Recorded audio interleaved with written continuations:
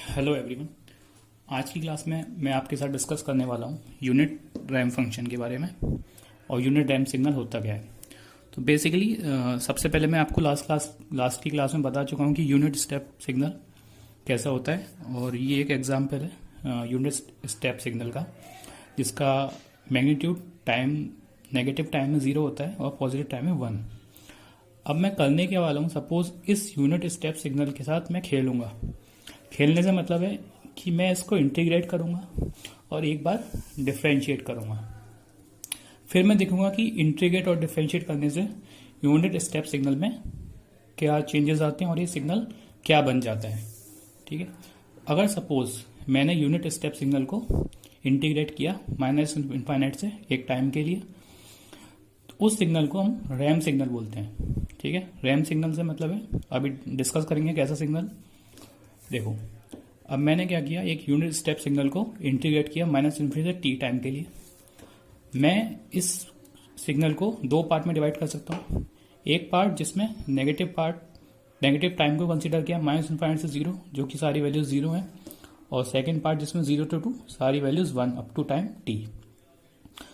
ये इसको मैं लिख सकता हूँ t<0 के लिए, और ये हो गया मेरा t और इक्वल टू 0। इसका इंटीग्रेशन, क्योंकि सारी वैल्यूज नेगेटिव टाइम में 0 है, तो इनका इंटीग्रेशन भी 0 आएगा। तो एक चीज तो क्लियर है कि इसका इंटीग्रेशन नेगेटिव टाइम के लिए 0 होगा।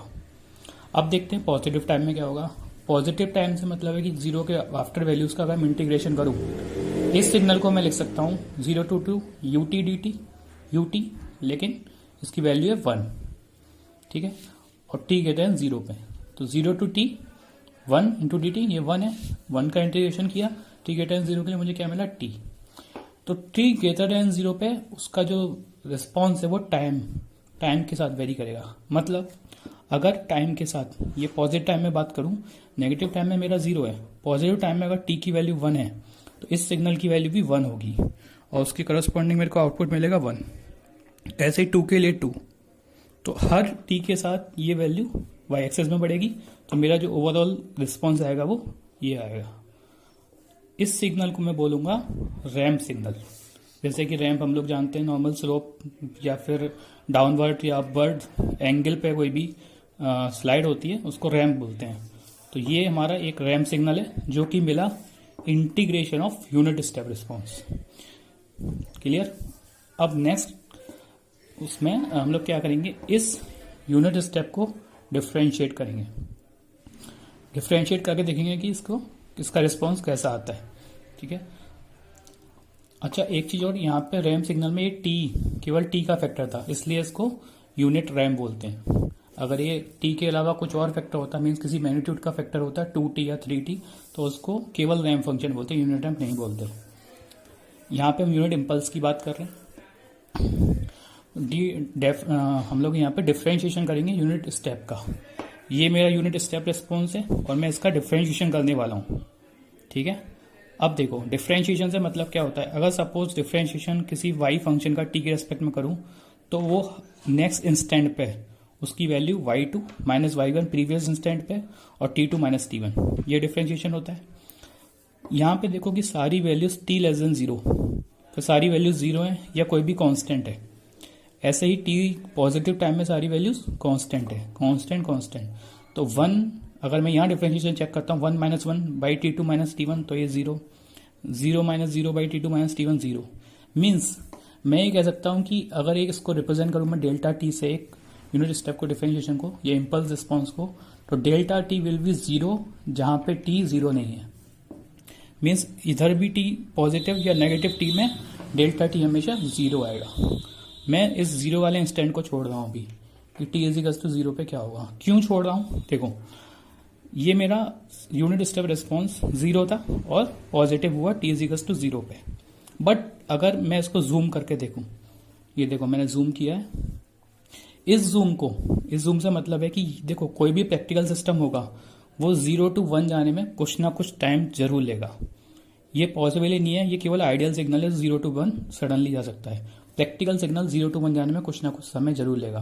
तो सपोज एक माइन्यूट टाइम, सपोज ये एप्सिलॉन 0.01 और ये 0.01, मतलब उसको -0.01 और +0.01 टाइम लगा 0 to 1 जाने में।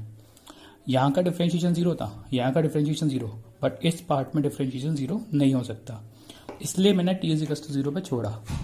अब इस वाले स्लोप की वजह से डिफ्रेंशिएशन क्या होगा, y2 minus y1 divided by t2 minus t1। y2 कितना 1 minus zero, 1 minus zero divided by epsilon minus minus epsilon, तो epsilon minus minus means 1/2 epsilon.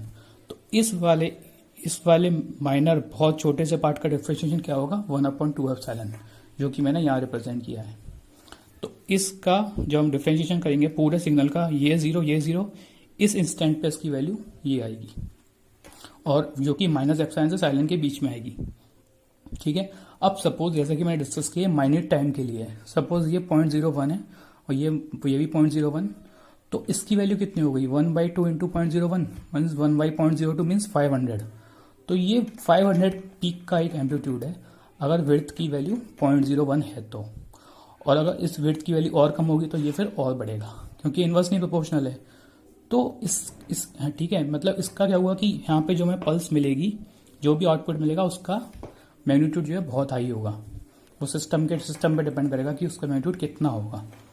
अच्छा, एक चीज़ और, इस एरिया को अगर हम देखें, इसकी विड्थ की जो लेंथ है वो 1/2 एप्सिलॉन है, और ये टाइम कितना है माइनस एप्सिलॉन से एप्सिलॉन के बीच, तो इसका एरिया कितना हो गया 1/2 एप्सिलॉन इंटू दिस 2 एप्सिलॉन, तो एरिया आ गया 1।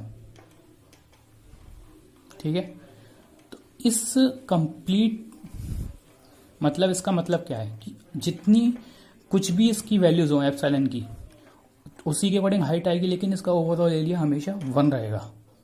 ठीक है, अगर सपोज एप्सिलॉन 1 है तो 1/2 इंटू 1, तो 1/2, और ये 2 विड्थ, तो ओवरऑल एरिया फिर से 1 हो गया। किसी भी एप्सिलॉन वैल्यू के लिए हमेशा एरिया 1 रहेगा। ठीक है, तो मैं इसको ऐसे रिप्रेजेंट कर सकता हूँ कि मेरा रिस्पॉन्स ऐसा है जिसकी हाइट जो है वो बहुत हाई है, means almost tends to infinite, but उसका एरिया ओवरऑल विड्थ का 1 है। ये डिपेंड करेगा हमारे सिग्नल माइनस एप्सिलॉन और एप्सिलॉन के बीच में और इसकी हाइट का। ठीक है, तो इस सिग्नल को अगर मैंने डिफ्रेंशिएट किया तो मुझे क्या मिला, केवल एक पल्स मिली जो कि zero time is equal to zero पे थी। तो इसको हम रिप्रेजेंट कर सकते हैं delta T is equal to zero when time is not equal to zero, और T is equal to zero पे it is the area of total value 1। Clear? तो यहाँ पे हम लोगों ने यूनिट स्टेप सिग्नल को इंटीग्रेट किया और डिफरेंशिएट किया और एनालिसिस किया कि हमें किस टाइप का फंक्शन मिलता है। एक से हमें मिलता है यूनिट रैम्प फंक्शन, ठीक है, जिसको कि T is equal to less than 0 पे 0 और टी ग्रेटर देन 0 पे टी, और एक से हमें मिलता है इम्पल्स फंक्शन जो कि टी इज इक्वल टू 0 पे undefined means almost very high value, और T is not equal to 0 पे हमेशा 0। नेक्स्ट क्लास में हम लोग डिस्कस करेंगे इस यूनिट इम्पल्स रिस्पॉन्स के कुछ और एनालिसिस के बारे में कि इसको कैसे और यूज कर सकते हैं दूसरे सिग्नल से मल्टीप्लाई करके या कन्वॉल्यूट करके।